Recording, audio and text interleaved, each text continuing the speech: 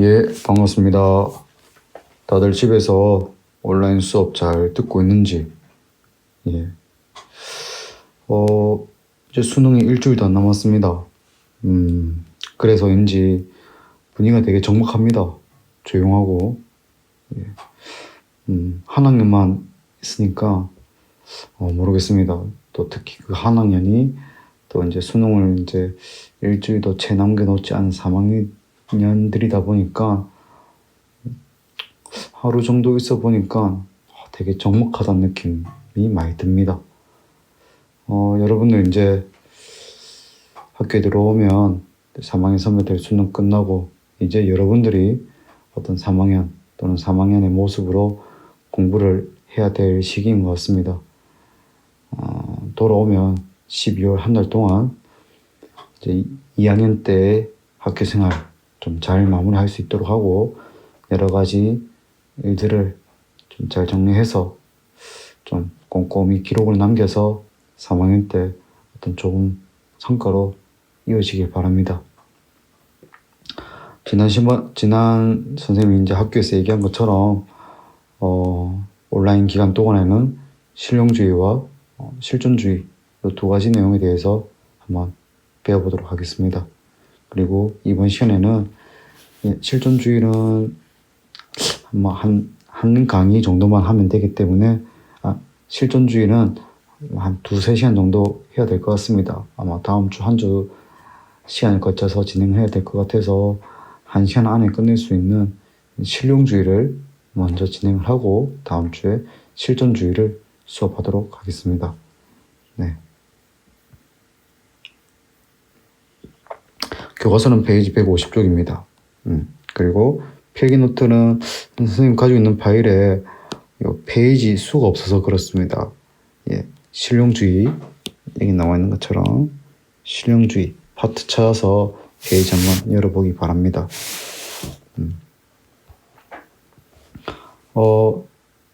이제 우리가 서양을 늘 배우고 있었죠. 선생님 늘 판사하는 것이지만 자, 서양 윤리의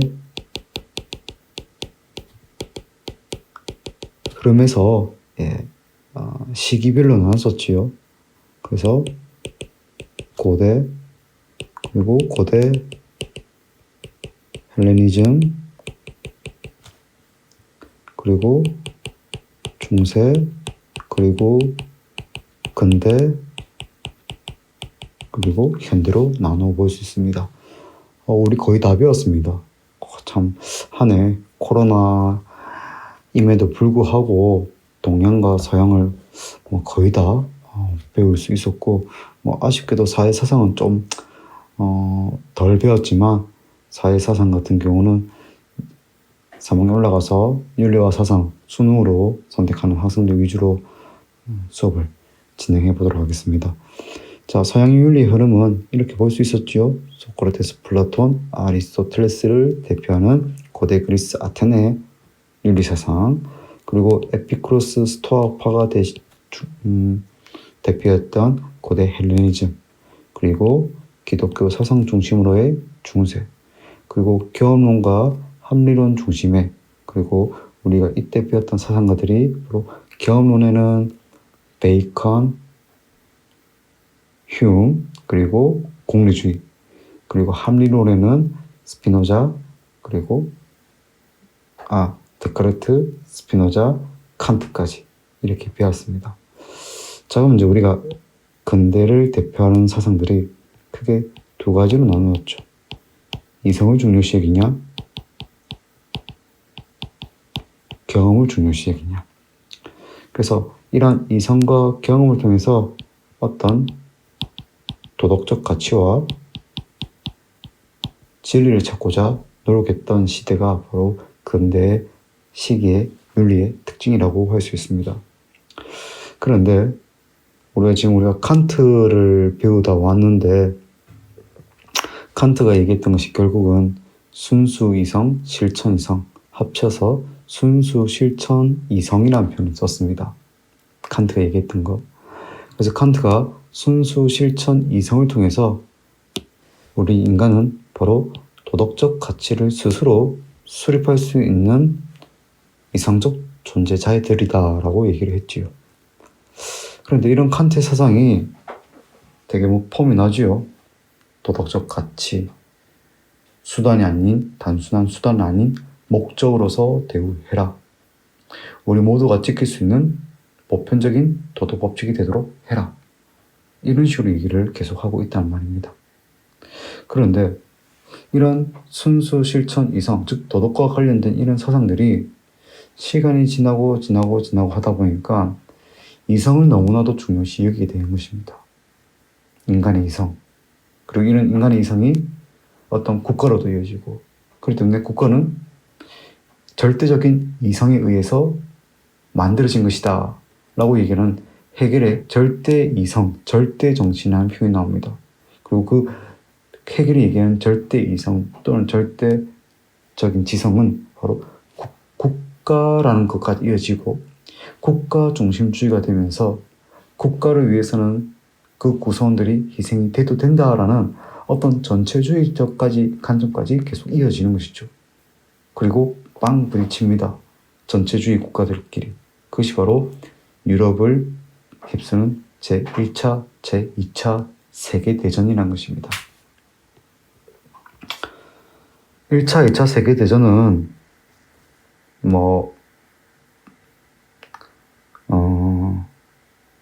아시아 지역이나 또는 아메리카 지역 중심으로 전개된 전쟁이 아닙니다. 누구와 누구끼리 싸웠습니까? 주로 1차, 2차 세계대전의 주된 세력들은 거의 유럽 국가들이었습니다. 그리고 우리가 여태껏 배웠던 사상가들을 모두 유럽 사상가들이었습니다. 서양의 유럽은 되게 이성적이고 합리적이라서 도덕적이고 과학적이고 지성적일 줄 알았습니다. 하지만 전 세계에서 일어났던 가장 대표적인 전쟁들을 손꼽아 본다면 대부분이 유럽 국가들끼리 또는 유럽 국가들에 의해서 전쟁이 발생하는 것이지요. 인간이 가지고 있는 가장 뛰어났던 능력인 이 이성이 오히려 발달될수록 더 큰 전쟁, 더 큰 절망, 더 큰 공포를 불러일으키는 것입니다. 가장 도덕적이고 가장 인간만이 가지고 있는 유일한 능력이라고 생각했던 이 이성이 시간이 지나고 나니까 사람을 더 많이 죽이기 위한 기술을 발전시키기 위해서 노력하고 더 많이 학살하기 위한 방법을 강구하는 그런 쪽으로 흘러가고 있다는 것입니다. 그러면 이제 어느 시기가 된다면, 현대가 된다면 질문을 던진 것입니다. 과연 이성이 다일까? 과연 이성에 의해서 모든 것이 도덕적이고 해결되고 완벽할까? 만약에 이성에 의해서 모든 것이 도덕적이고 완벽하고 잘 됐다면 전쟁이 일어나지 않겠죠. 하지만 수천, 수만 명, 아니 수백, 수천만 명이 죽게 되는 그런 전쟁들이 이렇게 진리를 찾고 도덕적 가치를 추구하고자 노력했던 학자들이 태어났던 그 유럽 국가 안에서 일어나고 있다는 것입니다. 과연 이성이 다일까? 하면서 이런 이성 중심의 철학적 또는 도덕적 가치에 대해서 비판하고 새로운 영역에서 도덕적 가치를 찾고자 했던 학파들이 나타난 것입니다. 그리고 그 대표적인 것이 바로 우리가 다음 주에 배우게 될, 그리고 선생님이 좀 좋아라 하는 실존입니다. 이성이 아니라 실존. 우리가 실제로 존재하면서 우리가 늘 결정짓고 결단하고 책임지고 선택하는 이런 것에서 어떤 도덕적 가치를 찾아야 된다라고 얘기하는 실존주의가 등장한 것입니다. 근데 실존주의는 보면은 실존주의의 전반적인 내용, 그리고 케르케고르의 유신론적 실존주의, 그리고 야스퍼스, 하이데거, 사르트르의 무신론적 실존주의까지 다양한 사상가들이 등장하게 되는 것입니다. 이 내용들이 많기 때문에 비슷한 시기에 미국에서 나타나는 철학도 이제 등장하기 시작한다는 것입니다. 그동안은 전부 다 유럽의 철학이었습니다. 근데 이제 미국에서도 이런 철학 사상이 등장하게 된 것이죠. 예, 어떤 사상의 영향을 받아서 바로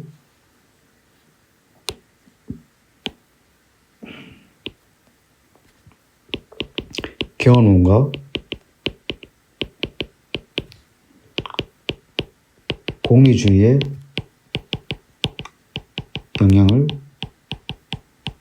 받는 것입니다. 어떤 사상이? 실용주의가. 실용주의라는 것은 어떤 의미냐면은 바로 내가 처해져 있는 이 문제 사항을 해결해 줄 수 있느냐라는 것입니다. 무슨 말이냐면 내가 당장 창심 때문에 마감 일자가 다가와서 담당인 이재선 선생님한테 빨리 메일을 보내야 됩니다.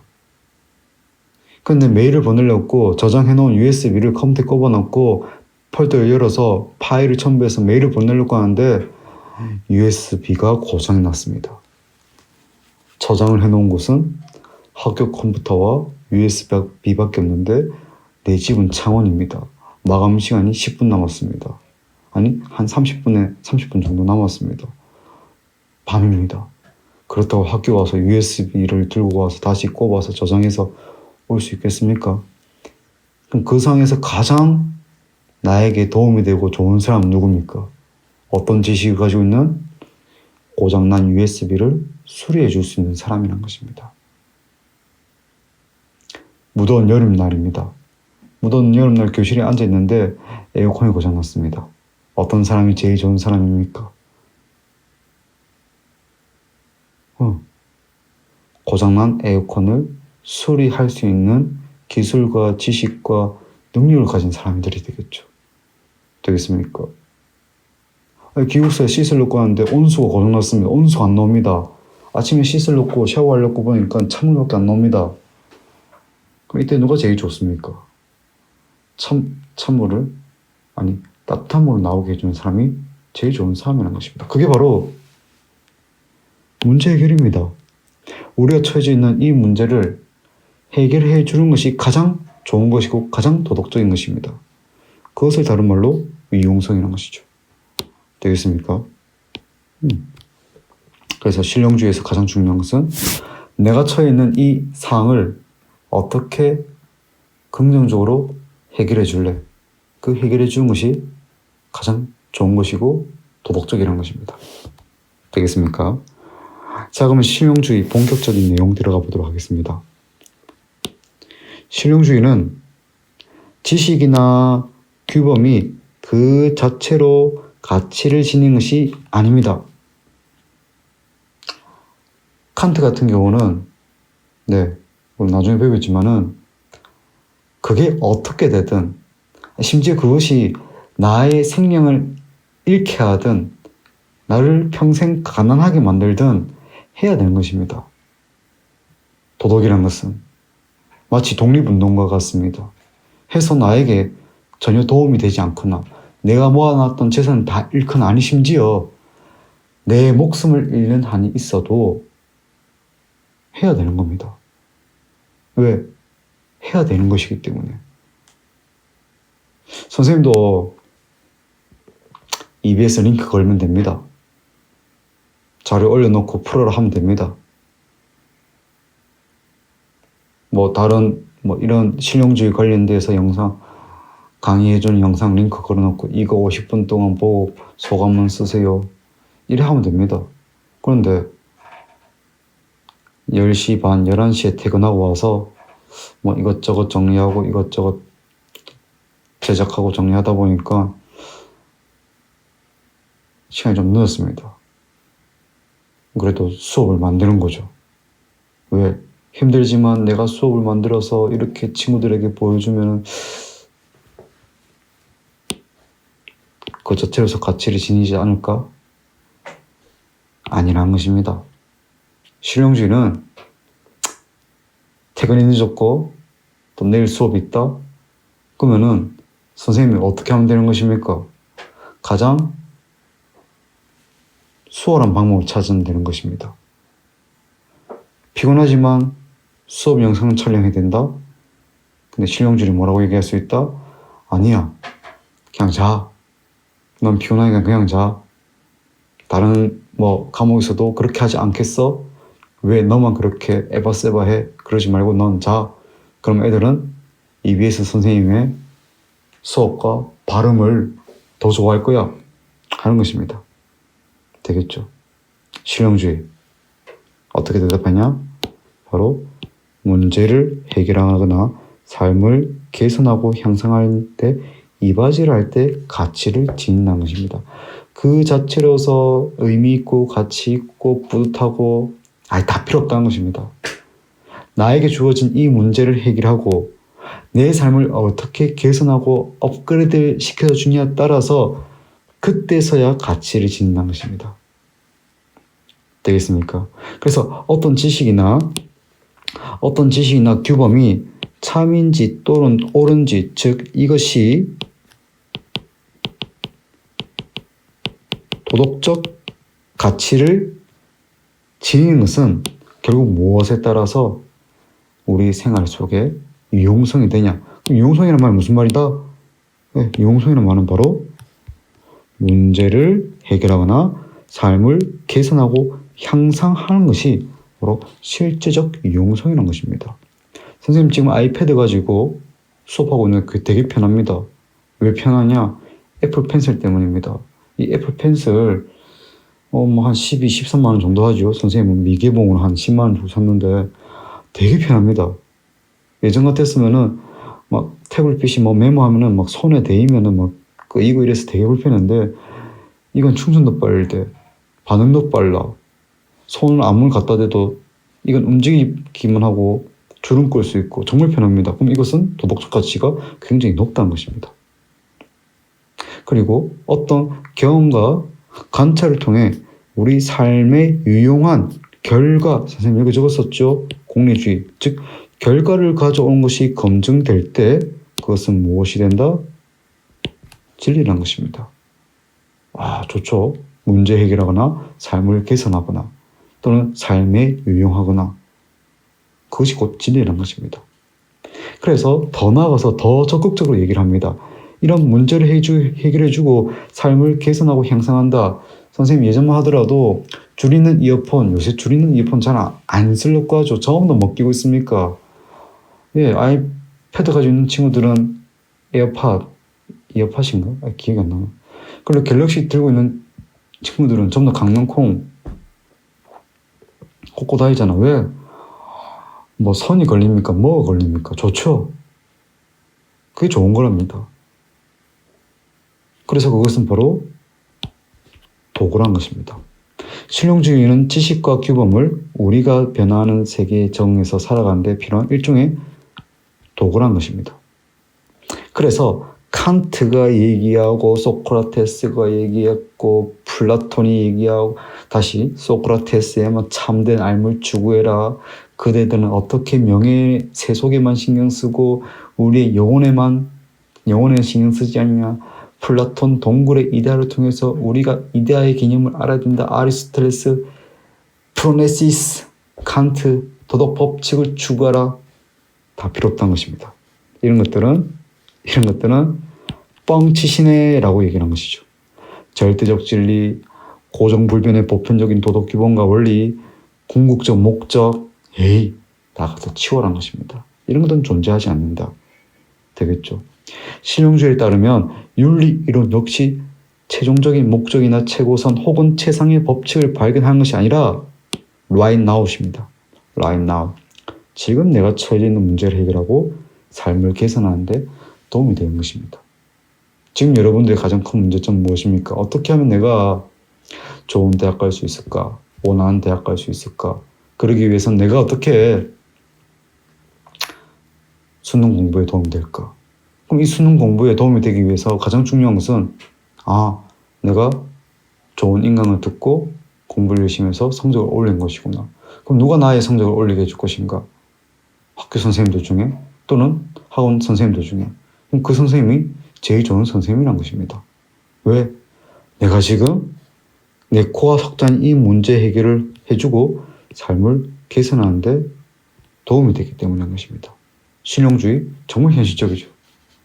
이게 나에게 도움이 되냐? 이게 나의 상황을 해결해 주냐? 이게 내 삶을 보다 낫게 해주냐?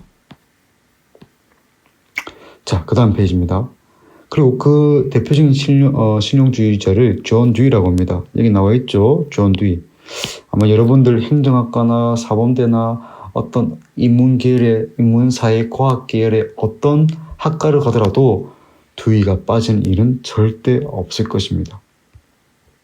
듀이는 얘기합니다. 인간은 문제 상황에 늘 놓여 있는 존재입니다. 그래서 인간은 문제를 해결하고 유익한 결과를 산출하기 위해 활동한다는 것입니다. 그래서 인간은 우리가 여태껏 추상적이고 보편적인 이런 도덕적 가치, 진실, 진리, 지식 이론들은 모두 이거에 불과하다는 것이죠.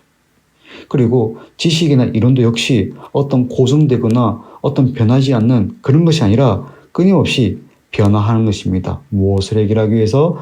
문제 상황을 해결하기 위한 수단이라는 것입니다. 그리고 그런 문제 상황을 잘 해결해주고 또 정말 잘 해결해줄 때 유용하다고 평가된다. 그래서 도구주의라는 것입니다. 그 다음 보도록 하겠습니다.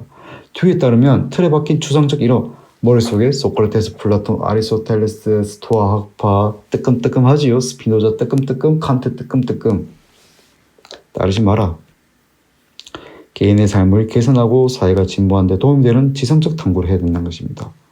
어떤 단어들이 나옵니까? 개선, 진보 또는 성장, 발전, 진보, 개선.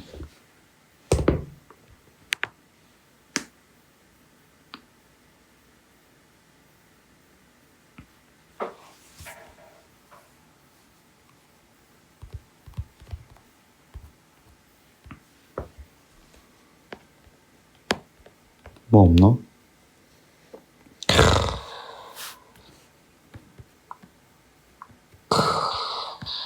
좋다. 예. 다음에 한번 아이폰 12 한번 사볼까 싶습니다. 예.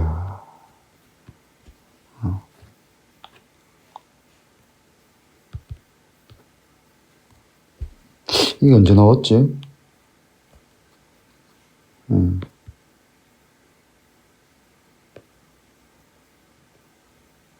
아이폰 처음 이제 아이폰이죠. 예. 어휴.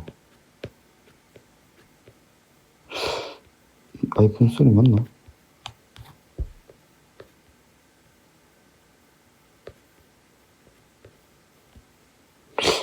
아이폰 처음 나왔을 때 이거였죠. 예. 아이폰 10 처음 나왔을 때 되게 충격적으로 세상이 이렇게 바뀌나 이렇게 싶었습니다. 갤럭시도 한번 볼까?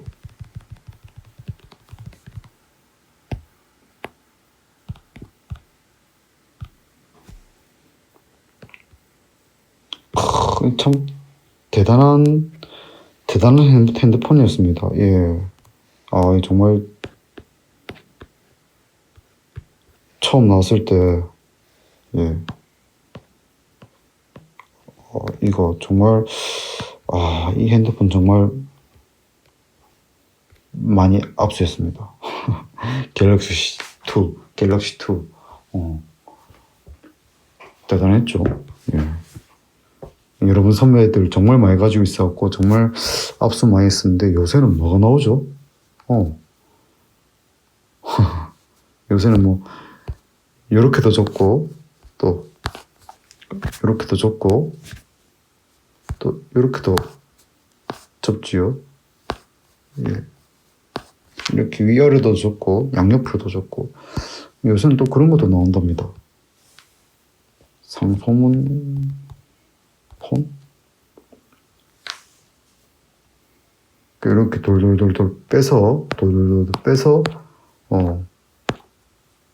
화면을 늘린다고 합니다. 예. 갑자기 선생님이 뭐 핸드폰을 관심을 보이면서 이렇게 하는 것 같은데 아이폰이나 갤럭시가 새로 나올 때마다 기다려지고 막 뉴스로 나오고 하는 이유가 바로 나아졌기 때문입니다.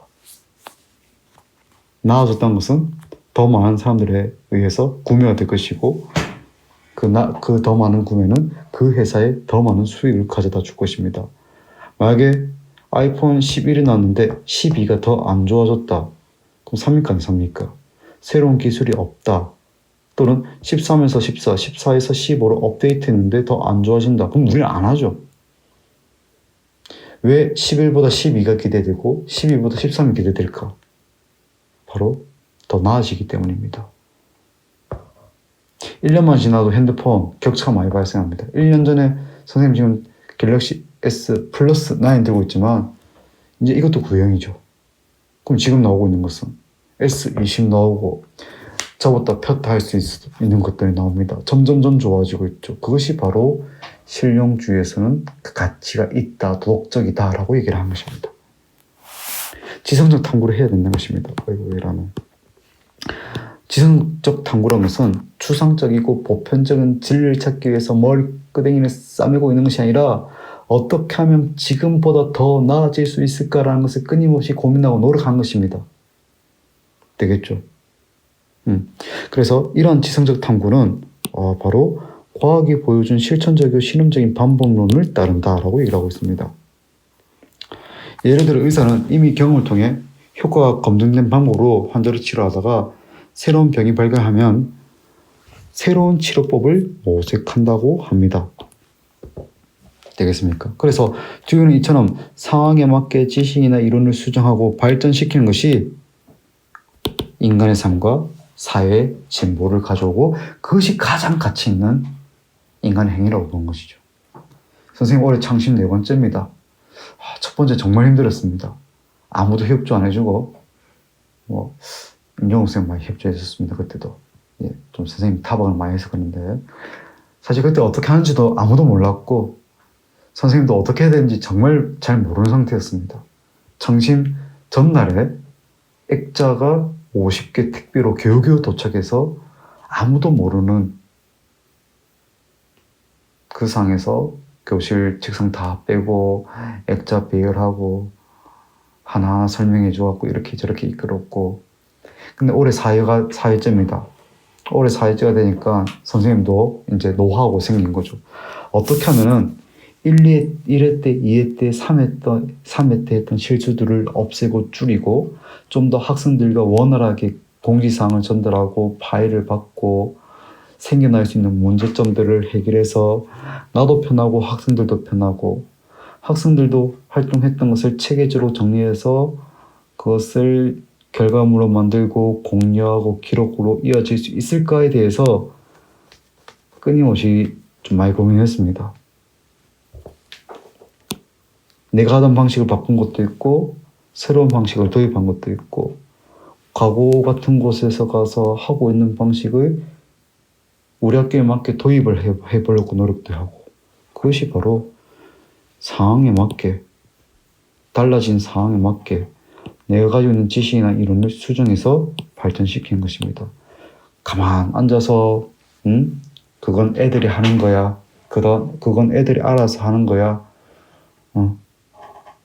너희들 하는 것이지 내가 하는 것은 아니다 하고 뒷짐지고 있어서는 아무런 발전이 없다는 거죠. 선생님들도 마찬가지죠. 여러분들 활동하는 거 한 번도 안 봤는데 어떻게 생기부를 적어주고 동아리 활동을 적어주고 세특을 씁니까?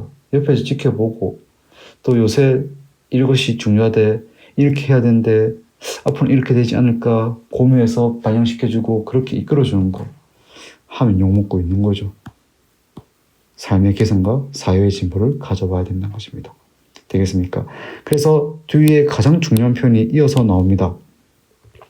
도덕이나 윤리도 시대나 상황에 따라 변화하고 성장한다.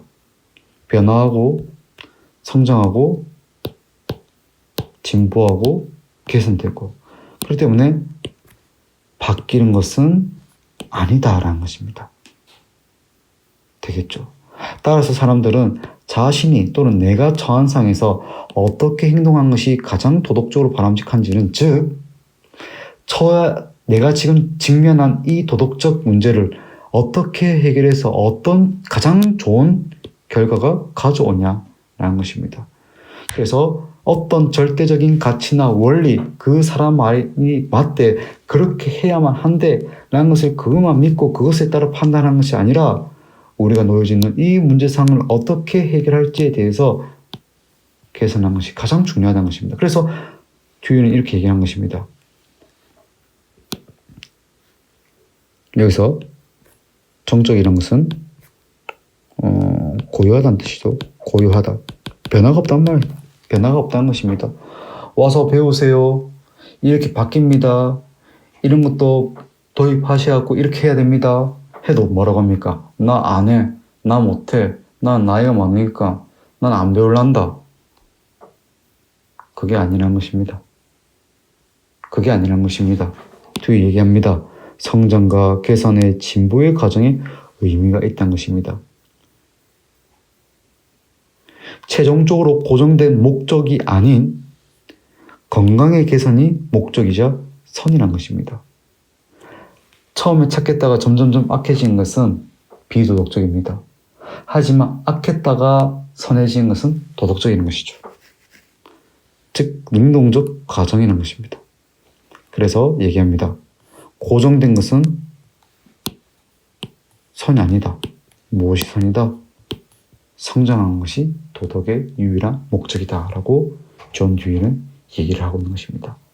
성장하는 것이 도덕의 유일한 목적이다. 되겠죠? 자, 마지막 페이지 152쪽 보도록 하겠습니다. 실용주의는 도구적 가치만을 너무 강조한 나머지 기존의 서양 윤리 사상가들, 즉 소크라테스부터 시작되어 온 어떤 윤리학의 흐름에서 강조하는 이런 본래적 가치를 인정하지 않는 비판을 받는 것입니다. 그리고 상대주의에 빠질 수 있다는 거죠.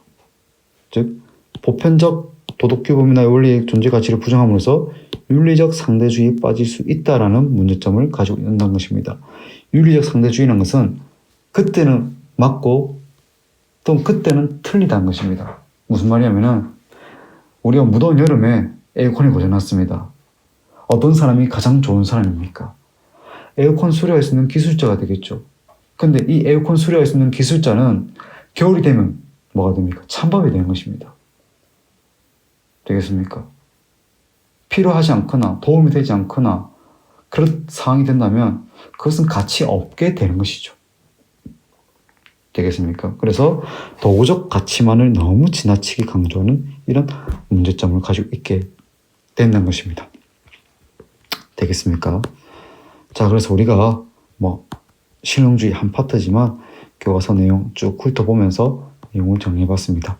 그럼 필기노트 보면서 그 듀이와 관련된 내용들을 한번 보면서 마무리해보도록 하겠습니다. 자, 실용주의의 기원 해서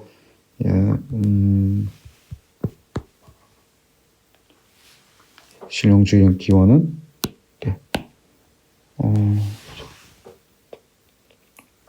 기존의 고정불변의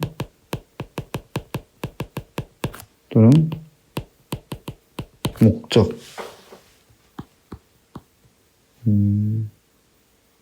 여기 나와 있던데 그리고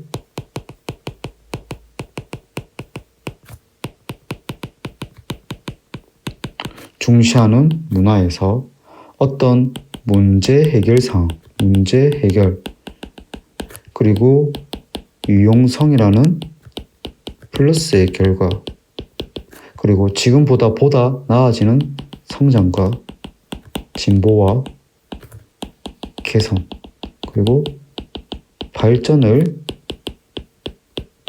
중요시 여기는 이런 철학 사조가 등장하기 시작한 것이죠. 그래서 이 철학 사조가 바로 미안합니다.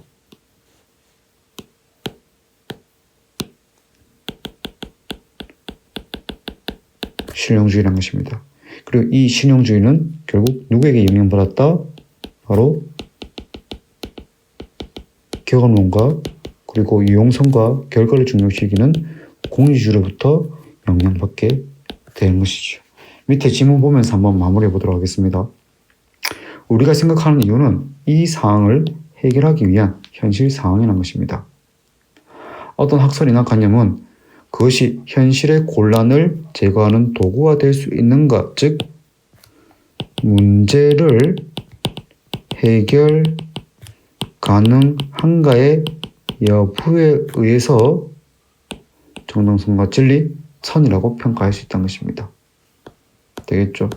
여름에 아이스크림을 파는 아저씨가 분들이 제일 좋은 분들이듯이 겨울에는 붕어빵을 파는 분들이 제일 좋은 아저씨들이 되겠죠. 뭐 사장님들이 되겠죠. 피곤하니까 말이 잘 안 나오네요. 예. 이어서 보도록 하겠습니다. 자, 도덕적 성과 목적은 어떤 것이 이루어져야 할 때만 존재한다. 어떤 것이 이루어져야만 한다는 것 사실은 현존하는 상황의 결함과 악이 존재함을 보여준다. 그러므로 교정되어야 하는 것을 토대로 상황의 선을 발견하고 계획하고 획득해야 된다. 도덕은 무엇을 지키고 무엇을 따르라는 행위의 일람표가 아니라 약국의 처방전, 즉 우리가 아플 때 낫게 해주는 처방전, 또는 우리가 배가 고플 때 맛있는 요리를 해주시는 요리책의 요리법처럼 적용되어야 할 일련의 규칙도 아니란 것입니다.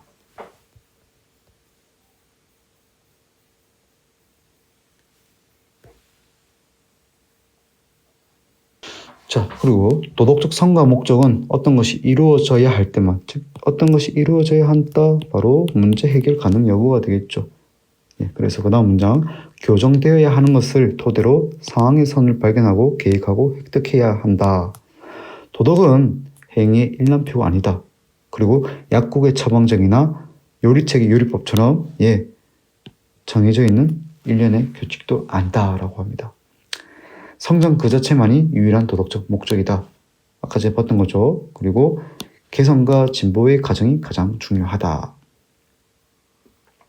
어떤 개인이나 집단도 그들이 어떠한 고정된 결과에 접근하느냐 못하느냐에 따라 판단된 것이 아니라 그들이 지금 과연 어떤 방향으로 나아가고 있냐에 따라서 판단되어야 할 것이다. 악한 사람이 그가 지금까지 선했다 하더라도 현재 타락하기 시작한다면 덜 선한다. 하지만 선한 사람이란 그가 지금까지 아무리 도덕적으로 무가치 했다 하더라도 현재 더 선해지기 시작하는 사람이라는 것입니다. 되겠습니까? 그래서 실용주의에서의 또는 도구주의에서 선이라는 것은 바로 진보하는 것이 바로 선이라는 것입니다. 되겠습니까? 다시 보다 나아지고 보다 발전한 것이 바로 도덕이란 것입니다. 되겠습니까?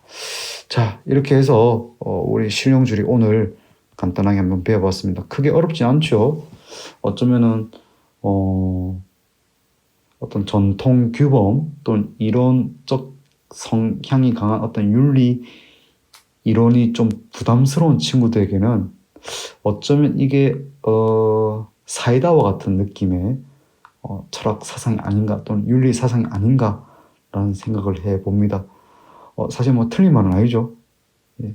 우리가 여태껏 소크라테스, 플라톤, 아리스토텔레스 또는 뭐 칸트 또는 뭐 스피노자 이런 사람들 위주로 배우다 보니까 그렇게 생각하는 것만이 늘 옳다라고 생각할 수 있었는데 어쩌면 실용주의는 그것에 대해서 반기를 들면서 왜 늘 정해져 있는 도덕, 윤리적 가치만을 찾고 배우고 실천하고 익혀야만 하냐. 아니다. 늘 다르게 매일 아침마다 발생하는 이런 우리의 일상생활 속의 다양한 문제점들을 해결해 줄 수 있는 것이 바로 도덕적 가치를 지닌 것이 아니겠는가 라고 얘기하는 사상이 바로 실용주의입니다. 어렵지 않았지요? 내용 정리하고 또 우리 다음 주에 주말 잘 보내고 다음 주에 선생님이 좀 좋아라는 실존주의에 대해서 한번 배워보도록 하겠습니다. 자, 여러분들 오늘 시간 고생했습니다. 다음 주에 만나도록 하겠습니다.